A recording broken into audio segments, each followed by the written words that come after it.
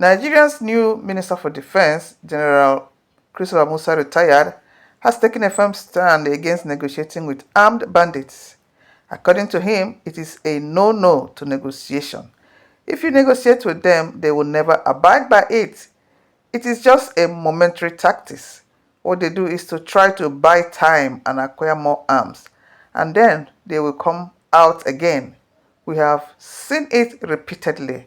This was said by General Christopher Musa. When we were debriefing some of the arrested Boko Haram elements, so they were telling us how from the prisons they could plan operations out in the field. From the prisons, they plan operations. They pass funds across, and we said how.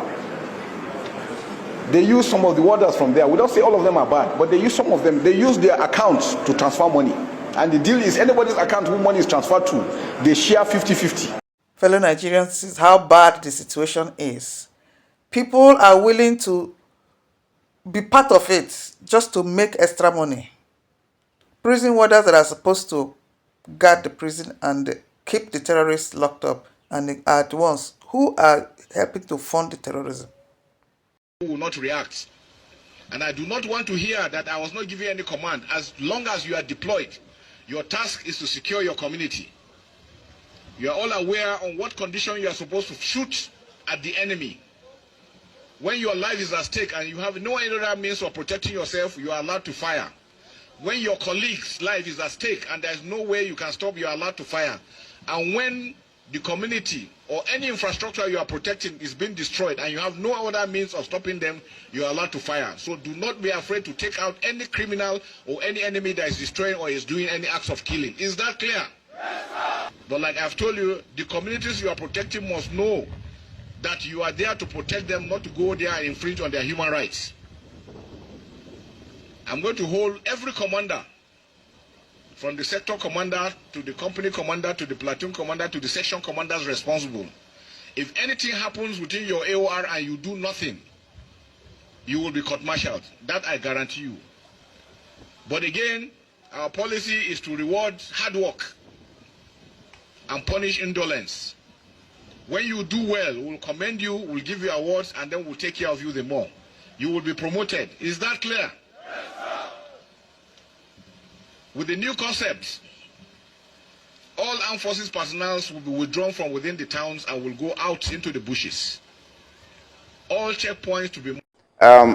The enemy we're dealing with is an enemy who has no borders, and they do not care what they do. And I can tell you it is not only on those aspects. We also have part of politics in it, part of sabotage in it.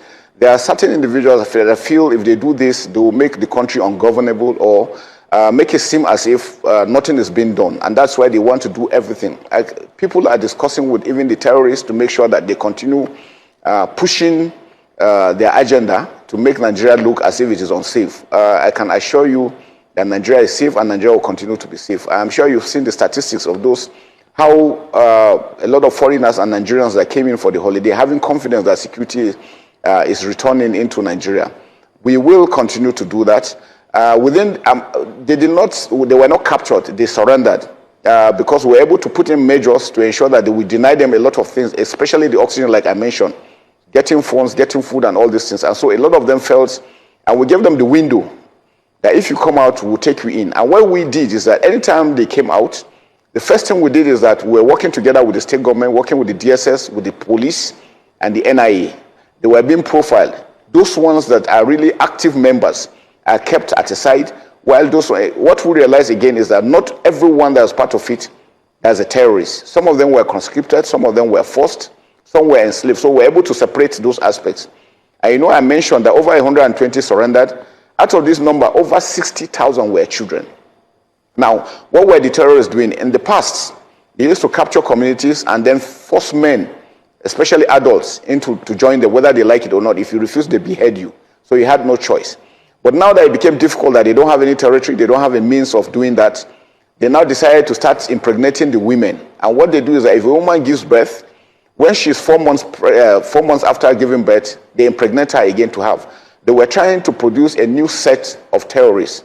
And to us, those new sets will have been most dangerous. Why?